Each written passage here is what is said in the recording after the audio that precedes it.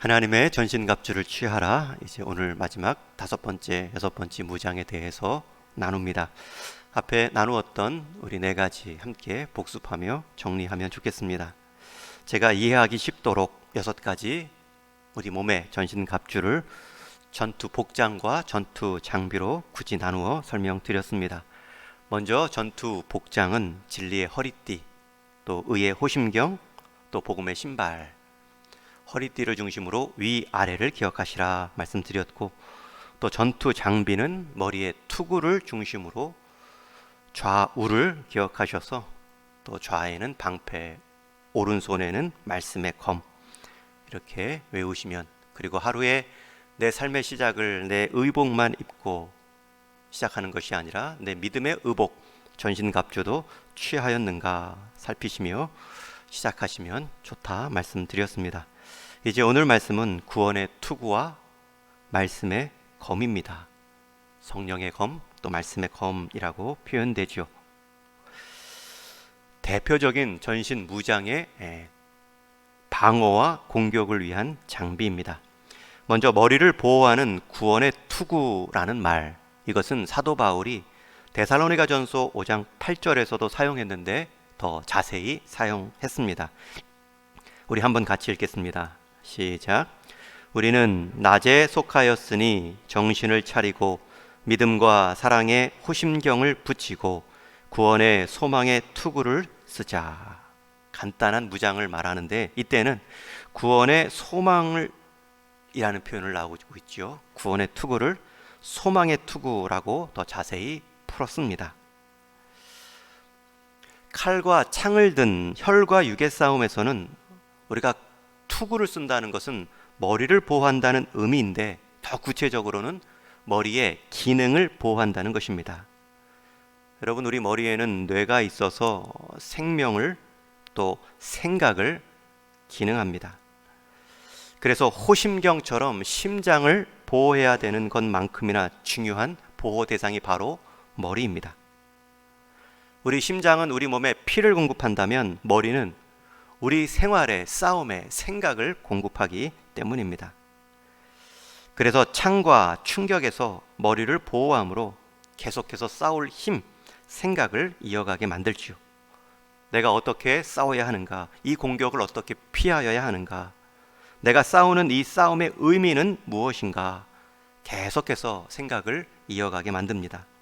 마찬가지로 구원의 소망의 투구도 어려운 시기, 또 수세적인 상황에 몰린 성도들을 보호합니다. 너무나 공세를 많이 받다 보면, 너무나 많은 사단의 생각에 화살을 받다 보면 우리가 영적 생명력을 잃을 수 있죠. 그 영적인 생명력, 하나님과의 관계를 보호하고 다시 회복하며 우리가 어떻게 영적 싸움을 계속 감당해야 할지, 그리고 이 싸움의 궁극적 승리는 어디에 있는지를 확인하며 싸우게 해주는 것, 그것이 구원의 소망의 투구입니다. 그래서 여기서 말하는 구원의 소망의 투구를 쓴다라는 의미는 구원을 향하여 소망합니다. 구원받고 싶습니다. 하나님 나라 가고 싶습니다. 그 정도의 단순한 마음가짐이나 소원을 뜻하지 않습니다. 누구도 지옥 가고 싶지 않고요. 누구도 다 구원받고 싶은 열망이 있기 때문입니다. 여기서 투구를 구원의 소망의 투구라고 말한 것은 그저 구원받고 천국 가고 싶다는 모호한 낙관적 태도가 아니라, 내가 마지막 영원히 머물 장소는 하나님 나라이다. 내가 마지막 영원히 누릴 관계는 하나님 아버지로서 자녀와의 누림이다. 이것을 분명히 확신하는 것이 바로 구원의 소망입니다. 때가 되면 천국에 가겠지, 그러한 모호한 태도가 아니라, 나는 오늘 이 땅을 살지만 나는 이미 천국 시민이다. 하나님 나라의 백성이요, 하나님과의 관계에 있어서는 자녀이다. 그 마음가짐으로 오늘을 사는 것이 소망의 투구를 쓰는 모습입니다. 그래서 성경은 우리에게 반복해서 이 구원의 확신 속에 살라고 강조합니다. 사도 요한도 교회를 향해, 박해를 받고 있던 그 교회를 향해 쓴 편지에서 이렇게 말하죠. 우리 함께 요한일서 말씀도 같이 읽습니다. 시작. 내가 하나님의 아들의 이름을 믿는 너희에게 이것을 쓰는 것은 너희로 하여금 너희에게 영생이 있음을 알게 하려 함이라. 박해를 받아 너무나 몸이 힘듭니다. 생명의 위협까지 받습니다. 그러나 너희에게는 그리스도의 영생이 있다. 육신의 생명을 넘어선 영원한 하나님 나라 백성으로 살아갈 영생이 있다. 여러분, 그 영생이 있음을 알면 육신의 혹, 생명의 위기 속에 영생을 포기하지 않습니다. 사도 요한은 우리에게 영생이 있다. 우리가 천국 시민권자로 이미 세움 받았다. 그것을 이 땅에서 확신하며 살아갈 것을 권하고 있습니다. 그럼 우리가 어떻게 그 사실을 날마다 확신하며 살 수 있습니까? 사도 요한은 이 방법도 이어서 설명합니다. 이어서 계속 한 번 더 읽습니다. 시작. 또한 증거는 이것이니 하나님이 우리에게 영생을 주신 것과 이 생명이 그의 아들 안에 있는 그것이니라. 아들이 있는 자에게는 생명이 있고 하나님의 아들이 없는 자에게는 생명이 없느니라. 사도 요한의 설명은 간단합니다. 우리에게 예수님이 있으면, 우리가 예수님과 연결만 되어 있으면 생명 있는 삶이다. 우리의 싸움으로만 끝나지 않고 주님이 관여하시는 싸움, 주님이 끝을 내는 싸움이다 말하죠. 그러나 우리에게 예수님이 없으면 생명이 없습니다. 영생은 하나님이 거저주시는 선물이지만 하나님 아들 그리스도를 통해 우리에게 주시기 때문입니다. 그래서 우리가 예수님을 영접하고 의지하면 우리는 생명 안에 있습니다. 반대로 우리가 예수님께 등을 돌린다면 우리는 천국을 향해서도 등을 돌린 모습입니다. 영생을 향해서도 등을 진 모습이죠. 우리의 소망, 우리의 구원의 소망, 이것은 최종적으로 그리스도께서 행하신 완전한 사역으로 우리는 끝내 그리스도께서 계신 안전한 자리에 서 있을 것이다 라는 확신입니다. 여러분, 우리 성도에게 있어서 소망, 참된 소망은 그리스도께서 행하신 완전한 사역 때문에 지금 그리스도께서 계신 안전한 자리에 우리가 있다. 그 소망을 가지면 우리가 이 땅의 전투에서 잠시 후퇴하고 넘어진다 할지라도 이미 전쟁은 판세가 끝났습니다. 우리 주님이 이 땅에서 그리스도로 행하신 그 완전한 사역 때문에 우리는 질 수 없는 전쟁에 참여한 모습입니다. 그 확신을 가지면 우리는 그날을 대망하며 견딜 수 있습니다. 일본이 패망했을 때의 결정적인 패망일은 마지막 선상에서 항복 사인을 하는 그날이 아니라 두 곳 히로시마와 나가사키에 원자 폭탄이 떨어진 그날이 이미 전쟁의 대세를 가른 날입니다. 그리고 몇 개월이 지나 이제 함선에서 전쟁에 대한 패배를 인정하며 항복 문서에 사인하지요. 여러분, 이미 원자폭탄이 떨어졌을 때 대세는 결정났습니다. 그리고 그 소식이 모든 전투 지역에 들려졌을 때마다 이미 이긴 싸움을 하고 있구나, 승리의 확신 속에 자리를 지킬 수 있죠. 마치 단장한 신부가 결혼 날짜를 받아 넣어서 순백에 준비된 웨딩드레스를 보고 손에 반지를 끼고 꽃장식과 축가를 기대하며 그날의 기쁨을 오늘의 기쁨으로 당겨 쓸 수 있는 것처럼 우리는 마지막 전쟁의 승리를 오늘 내가 임한 자리에서 앞당겨 쓸 수 있습니다. 여러분, 날짜를 받아놓은 신랑과 신부의 마음이 얼마나 기쁠까요? 새 보금자리, 새로운 가정, 그 날만 생각하면 지금 하는 출근도 기쁩니다. 내가 해야 할 허드렛 일도 의미 있어 보입니다. 내가 잠시 겪는 약함, 슬픔, 이것도 함께 이룰 가정 안에서 더 단정한 모습으로 준비되도록 애를 쓸 것입니다. 불필요한 것들은 버리겠죠.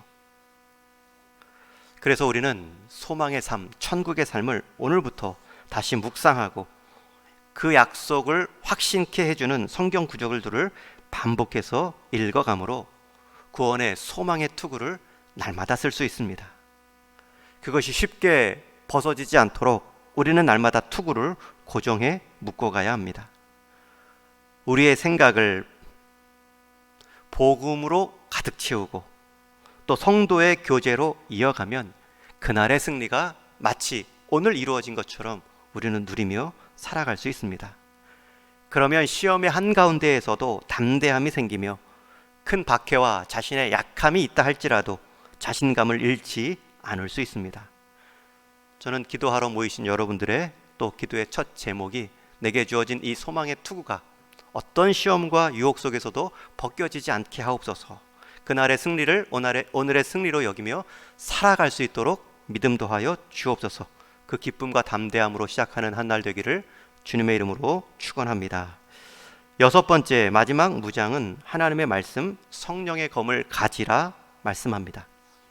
여러분 6가지 전신 갑주 중에 성령의 검은 유일한 공격력 무기입니다. 나머지는 다 방어용이지요. 안전을 위한 무장이라면 검은 대적을 찌르고 제거할 수 있는 유일한 말씀입니다. 특별히 성령의 검이라고 성령을 한 번 더 언급한 이유는 모든 성경은 하나님의 감동으로 된 것이기 때문입니다. 말씀의 저자가 성령이요 그 말씀을 또 적용케 할 힘을 주시는 분도 성령이라는 뜻입니다. 마치 대장장이가 검의 날카로움을 이루기 위해 쇠망치로 두들기고 불과 물에 담그듯 말씀의 대장장이 되신 성령님께서 우리에게 말씀을 기록하여 주셨을 뿐만 아니라 그 말씀을 일깨움 받게 하고 그 말씀을 순종할 수 있도록 은사와 능력을 더하여 주신다는 뜻이죠. 그래서 여러분 말씀 앞에 우리 몸만 둘 것이 아니라 우리 몸 자체를 성령님께 두셔야 됩니다. 성령님은 말씀을 통해 역사하시기 때문입니다. 예수님도 그렇게 말씀으로 광야의 마귀의 시험을 이기셨습니다. 공생애를 시작하시며 40주야를 금식하셨죠. 마치 이스라엘 백성이 40년간 이스라엘 광야 여정에 있었던 그 장면이 떠오릅니다. 그때 광야에 마귀가 찾아와 예수님께 3가지 유혹을 줍니다. 다 그 유혹은 이스라엘이 광야 시절 40년 생활 가운데 반복해서 실패했던 유혹입니다. 내가 만일 하나님의 아들이어든 이 돌들로 떡덩이가 되게 하라. 이 말씀은 광야 생활에 늘 떡이 부족하다, 마실 물이 없다, 불평했던 이스라엘의 모습이 떠오르죠. 또 예수님을 성전으로 데려다가 하나님의 아들이어든 뛰어내리라. 계속 하나님을 시험하는 모습, 이 모습은 이스라엘 역시 광야에서 하나님을 계속 시험했던 모습을 떠오르게 합니다. 3번째 유혹은 내게 엎드려 경배하면 이 모든 것을 내게 주리라. 높은 곳에서 세상 영광을 보여주며 예수님을 유혹합니다. 이 유혹 역시 거짓 우상 앞에 거짓 예배를 드렸던 이스라엘의 황금 우상 숭배가 떠오르지요. 광야에서 이스라엘은 다 넘어졌지만 광야에 계신 예수님은 40일을 금식하셨음에도 이기십니다. 어떻게 이기십니까? 말씀으로. 돌을 떡으로 만들라고 기록되었을 때 사람은 떡으로만 사는 것이 아니요 하나님의 입에서 나오는 모든 말씀으로 산다. 뛰어내리라고 너희 하나님을 시험하지 말라. 너를 예배하라고 기록되었을 때 내 하나님 여호와를 경외하며 그만을 섬기고. 유혹의 창, 유혹의 화살이 날라올 때마다 예수님은 말씀의 검으로 다 잘라냅니다. 오히려 그 유혹들을 찌르고 또 찔렀습니다. 그러자 마지막 장면은 마귀가 한동안 예수님을 떠났다라고 성경은 기록하죠. 여러분, 사단은 영적 존재로 우리보다 논쟁과 말 다툼에 능합니다. 우리가 우리의 생각과 대화로 이길 수 없는 존재입니다. 그러나 우리의 말이 아닌 하나님의 말씀으로 대응하면 사단 역시 하나님 말씀을 절대 이길 수 없습니다. 우리가 날아오는 칼, 날아오는 창, 날아오는 화살만 말씀으로 베어낼 것이 아니라 우리가 먼저 말씀의 검으로 찌를 수도 있습니다. 나보다 남을 낮게 여기라. 무슨 일을 하든 다툼이나 허용으로 하지 말고 너희는 이 마음을 품으라. 곧 그리스도 예수의 마음이니. 항상 먼저 나보다 남을 낮게 여기는 말씀의 칼을 휘두르는 것입니다. 그러면 항상 반대로 남보다 항상 나를 낮게 여기고 싶은 마음이 사그라들겠죠. 무슨 일을 하든 다툼이나 허용으로 하지 말라. 이 말씀으로 항상 나를 먼저 단련해 놓는 것입니다. 그러면 다툼이나 허용이 날아올 때마다 그것이 더 이상 유혹이 되지 않을 수 있습니다. 세상에 높아진 마음을 닮아가고 싶을 때마다 한없이 우리를 위해 낮아지신 그리스도의 마음을 품으라. 여러분, 검은 칼집에 있을 때는 소용이 없습니다. 그리고 이 오늘 본문의 검은 양날의 검입니다. 우리 동양검 같이 한쪽 면만 날이 서 있는 검이 아니라 이 로마 검, 칼들은 다 양쪽 날의 검이 날 끝이 살아 있습니다. 한쪽만 벨 수 있는 것이 아니라 놓쳤을 때 어느 쪽을 잡든 빨리 아무데나 잡고 벨 수 있는 양쪽 날이 살아있는 칼이 바로 서양검입니다. 오늘 본문의 검입니다. 여러분, 이 양쪽 날이 살아있다라는 것을 묵상해서 적용해 보면 한쪽 날은 사단의 검, 칼, 화살을 막는 것입니다. 자꾸 세상 가치로 우리를 향해 쏘아 공격할 때마다 그것을 향해 막아내죠. 그러나 또 한쪽 날의 검은 우리 안의 죄성을 계속 베어낼 때 사용하는 것입니다. 여러분, 칼이라는 것은 대적을 향하여서 막을 수도 있는 전시의 칼도 있지만 내상을 입었을 때 나를 고치는 수술용 칼로 내 몸에 칼을 댈 수도 있습니다. 우리에게 있어서 베어낼 죄성도 많이 있습니다. 우리가 먼저 무장해야 될, 우리가 먼저 갖추어야 될 하나님 말씀의 검으로 우리의 인생을 견고하게 세워놓을 수 있습니다.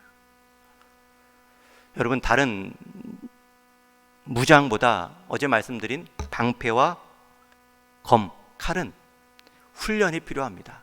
훈련하면 할수록 잘 쓸 수 있습니다. 다른 진리의 허리띠, 의의 흥표는 수동적입니다. 신발도 신으면 끝이죠. 머리투구도 쓰면 끝입니다. 그러나 검술이라는 말, 방패술이라는 말이 있는 것처럼 방패와 검은 항상 단련해 놓아야 되고요. 언제든 꺼내 쓸 수 있도록, 어디서든 활용할 수 있도록 예리하게 준비하고 가까이 두어야 합니다. 우리가 말씀의 검, 항상 우리의 나태함이라는 칼집에서 꺼내어 날마다 활용해야 됩니다. 오늘 여러분들이 하나님의 말씀을 먼저 듣고 기도하는 모습, 이것이 지금 말씀의 검을 예리하게 단련하는 모습입니다. 하나님의 말씀을 내 개인 일터에서 먼저 읽고 하나님의 한 구절을 내 핸드폰에 사진 찍어 반복해서 암송하고 들을 수 있는 좋은 앱으로 다른 세상 소식 듣기 전에 우리를 향한 하나님의 구원의 복음의 소식, 우리의 소망을 뜨겁게 할 하나님의 약속의 말씀을 먼저 듣는 모습, 그리고 어떻게 하든 내 몸에 새기자라는 마음으로 필사하는 태도. 여러분, 이것이 다 검술, 하나님의 말씀을 내 삶 가운데 예리하게 준비해 놓는 모습입니다. 이제 말씀을 정리합니다. 구원의 소망의 투구를 쓰라 말씀합니다. 구원의 소망의 투구, 이것은 이미 다 싸운 싸움, 끝난 결과를 알고 우리가 참여한다는 뜻입니다. 가끔 내가 질면 어떡하지? 내가 질 수도 있겠다라는 생각이 들 때마다 다 이기신, 내가 세상을 이기었노라, 주님의 음성, 주님의 소망을 붙잡는 것입니다. 사단은 수십 번도 하루에 우리의 생각을 공격합니다. 너의 연약함, 너의 과거의 죄된 모습, 근심과 걱정에 빠지게 만들지요. 그래서 그것에 사로잡혀 하나님 말씀을 잊게 하고 하나님 뜻대로 살지 못하게 만듭니다. 그때 우리의 생각을 보호하는 것이 구원의 소망의 투구입니다. 그리고 그 구원의 소망의 투구는 말씀의 검으로 견고하게 쓰여질 수 있습니다. 벼리고 당금질하여 불의한 생각들을 미리 막을 수 있고 내 안에 불의한 죄성들을 잘라낼 수 있습니다. 저와 여러분 오늘도 그러한 구원의 소망의 투구를 썼고 우리 한쪽 손에는 말씀의 검과 믿음의 방패가 놓여져 있습니다. 세상 절망 가운데 살아갈 때 세상 그 절망 속에서 피어내신 우리 주님의 소망이 무엇인가를 또한 저와 여러분의 삶을 통해 이 땅 가운데 보여줄 수 있는 한 날 되기를 주님의 이름으로 축원합니다.